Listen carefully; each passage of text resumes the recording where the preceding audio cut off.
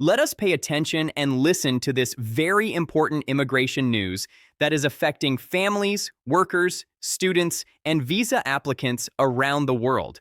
Over the past couple of weeks, immigration news across YouTube and social media has been filled with alarming headlines about a so-called new visa ban, sudden travel blocks, and claims that green card holders may no longer be safe to travel in 2026.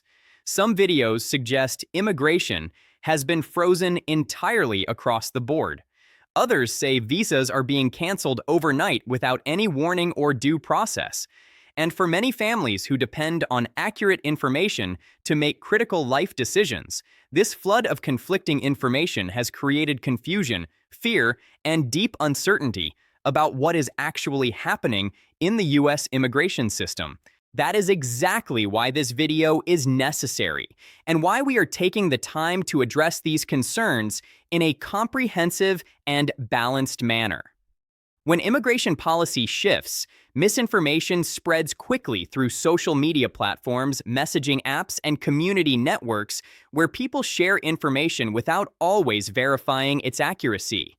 Not all headlines reflect the full or accurate picture, and partial information can be just as harmful as completely false information when families are trying to make decisions about travel, applications, and their futures.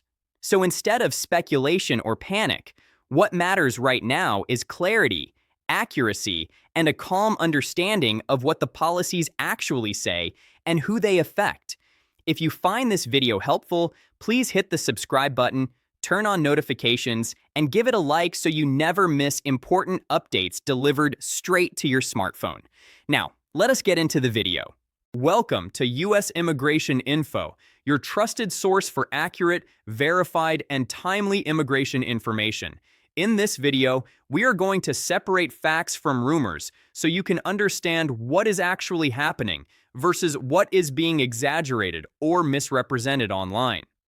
We will explain what the Trump administration has actually ordered regarding visa bans and travel rules in 2026, based on official proclamations and policy documents rather than speculation. We will clarify how these policies affect green card holders and visa holders in various categories and circumstances. And we will help you understand what is correct information and what is not, before you make any decisions that could affect your immigration status, your travel plans, or your family's future in the United States. To understand the current situation properly and avoid the confusion that has spread through immigrant communities, we need to start with the expanded travel ban that took effect on January 1st, 2026. In December 2025, the administration issued a presidential proclamation that builds on prior travel restrictions by expanding the list of countries whose nationals face restrictions on entry and visa issuance.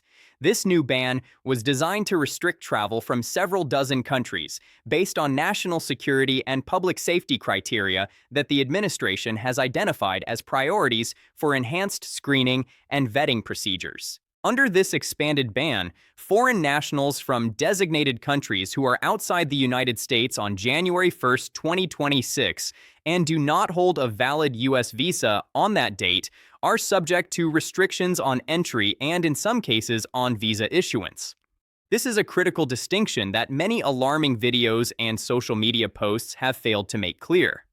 The restrictions primarily target people who do not already have valid documentation, not people who have already obtained their visas or their permanent resident status through lawful processes. It is extremely important to emphasize that existing visas are not automatically revoked by this travel ban. If a traveler holds a valid visa issued before the ban's effective date and meets all other entry requirements under immigration law, they can generally still use that visa to enter the United States. The ban does not reach back in time and cancel documentation that was lawfully issued before the restrictions took effect. This is one of the most misunderstood aspects of the policy, and the failure to understand this distinction has caused unnecessary panic among visa holders who believed their existing visas were suddenly invalid.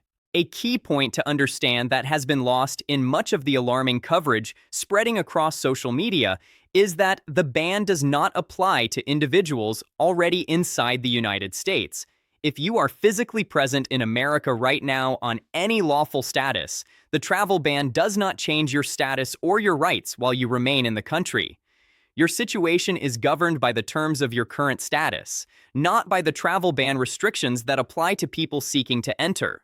Lawful permanent residents, commonly known as green card holders, are not stripped of their status simply because of the travel ban.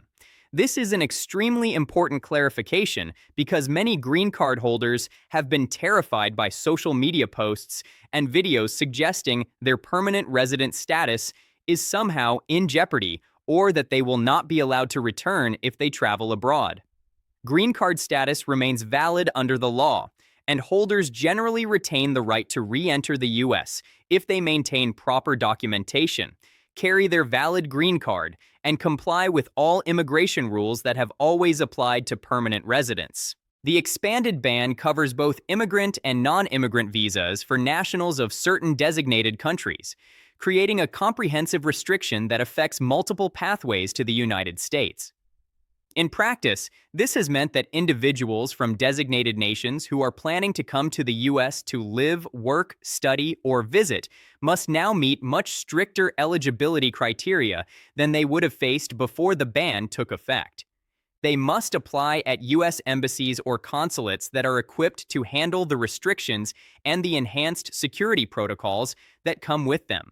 And they must navigate enhanced security reviews that can add significant time and uncertainty to their applications, including additional background checks and vetting procedures. Almost simultaneously with the expanded travel ban, the U.S. State Department issued a separate order on January 14, 2026, to pause immigrant visa issuance for citizens of 75 countries.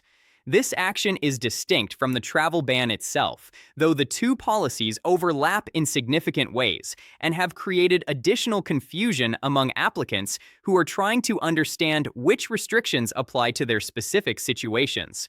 This visa pause is part of an ongoing evaluation of screening procedures and public charge grounds of inadmissibility, and it means that consular posts worldwide have been instructed to halt the issuance of new immigrant visas to nationals of those 75 countries until further notice from the State Department. Under this directive, individuals from these 75 countries appear to still be able to submit visa applications through the normal channels and attend interview appointments at U.S. embassies and consulates around the world. The application process itself has not been suspended, and people can still file their paperwork and attend their scheduled interviews. However, consular officers are instructed not to issue immigrant visas while the pause is in place, meaning that even applicants who complete successful interviews and provide all required documentation may find their cases held in administrative processing indefinitely until the pause is lifted and visa issuance resumes. This pause affects both family-based and employment-based visa applicants who are outside the United States and processing their cases through consular channels rather than adjusting status inside the country. Families waiting to reunite, workers waiting to begin employment, and other immigrant visa applicants are all affected by this temporary suspension, which has no announced end date and could continue for an extended period depending on when the administration completes its policy review. To be absolutely clear about what this means in practical terms, this visa pause applies only to immigrant visas, meaning green card applications that are being processed through U.S. embassies abroad through what is known as consular processing. It does not apply to non-immigrant visas, such as tourist visas in the B1 and B2 categories, student visas in the F and M categories, or certain work visas like the H-1B, which continue to be processed based on standard procedures unless otherwise restricted by separate rules or by the travel ban itself. This means that while immigrant visa processing is restricted for these 75 countries, temporary visitors and workers from those same countries may still receive non-immigrant visas and travel to the U.S. under appropriate categories, provided they are eligible under the specific visa requirements and meet all other entry criteria. The system has not shut down entirely for nationals of these countries. Rather, specific categories of visas, specifically immigrant visas, have been paused while other categories continue to function more or less normally depending on the specific circumstances. There is broad overlap between the expanded travel ban list and the countries affected by the immigrant visa suspension, but they are not identical lists, which adds another layer of complexity for applicants trying to understand their situations. The expanded travel ban includes restrictions based on national security assessments and applies to visa issuance or admission for designated countries based on criteria related to terrorism concerns, document security, and information sharing arrangements with the United States government. Meanwhile, the immigrant visa suspension focuses on a broader set of 75 countries identified by the State Department for a pause in visa issuance pending policy review of screening procedures and public charge determinations that assess whether applicants are likely to become dependent on government benefits. Now, let us talk about what this means for green card holders and existing visa holders, because this is where the most significant confusion and fear has developed in recent weeks across immigrant communities. As we have already noted, green card holders who already have valid permanent residency are broadly exempt from the entry restrictions of the expanded travel ban. This means they can still travel to the United States and re-enter the country as long as they carry valid documentation, including their unexpired green card and a valid passport, and satisfy standard entry requirements that have always applied to returning permanent residents. Exceptions to this general protection for green card holders are rare and typically require specific legal issues that are unrelated to the travel ban itself. For example, a green card holder who has been convicted of certain serious crimes, who has abandoned their U.S. residence by living abroad for extended periods without proper documentation like a re-entry permit, or who has other grounds of inadmissibility might face issues at the border. However, those issues would exist regardless of any travel ban and are not created by the current restrictions. Similarly, individuals who already hold valid visas, whether immigrant or non-immigrant, generally retain the right to enter the U.S. on that visa as long as it has not expired, and they meet all admissibility requirements. The travel ban does not automatically invalidate existing visa stamps in your passport. If you received a valid visa before the restrictions took effect and that visa has not expired, you generally retain the right to use that visa to seek admission to the United States, though final admission decisions are always made by border officers at the port of entry. However, those existing visas may still be subject to individual refusal at the port of entry if border officials determine the traveler does not meet admissibility criteria on the day they seek entry, just as they would under normal immigration law, even without any travel ban in effect. Visa holders should carry complete documentation and be prepared to answer questions about their travel purpose and admissibility, as they always should when entering the United States. For visa applicants currently outside the United States who do not yet hold valid documentation, the new restrictions present real and significant challenges that should not be minimized or dismissed. If you are from one of the designated countries covered by the travel ban and you do not hold a valid visa as of January 1, 2026, you may face enhanced screening requirements, longer processing times, and possible denial of visa issuance until policy exceptions or waivers are clarified by the State Department. The path to obtaining a visa has become significantly more difficult for nationals of affected countries, though not necessarily impossible in all cases. Similarly, if you are from one of the 75 countries subject to the immigrant visa suspension, your case may not move forward to final visa issuance until the temporary pause is lifted, even if you have already completed your interview successfully and provided all required documentation. This creates a frustrating and uncertain limbo for applicants who have done everything right and followed every rule, but find their cases stuck in administrative hold due to policy decisions completely outside their control. For families and workers waiting on immigrant visa processing, this means planning cautiously and maintaining realistic expectations about timelines that may extend well beyond what you originally anticipated. If your priority is to reunite with family members or begin employment based on a newly approved immigrant petition, you should remain in close contact with your attorney if you have one and monitor embassy announcements and State Department guidance regularly for any changes to the pause. Keep your documents updated and current, including medical examinations that may expire if not used within certain timeframes, financial documents that need to remain recent, and any other evidence that might need to be refreshed while you wait. And be prepared to demonstrate strong financial circumstances, clean background, and clear admissibility whenever interviews are rescheduled or policy updates are issued that allow processing to resume. Another layer of complexity affecting visa applicants in the current environment is the administration's use of the public charge ground of inadmissibility, which has been invoked in recent policy guidance and has influenced decisions about who may be deemed eligible for visa issuance from certain countries. While public charge determinations have long been part of U.S. immigration law going back many decades, the current policy environment places added emphasis on financial self-sufficiency and long-term independence from public benefits when evaluating visa applications. Public charge considerations do not apply to green card holders returning to the U.S. after travel abroad, so permanent residents should not be concerned about this issue when they travel. However, public charge grounds may significantly affect visa applicants abroad if consular officers determine that a candidate is likely to require public support after admission to the United States.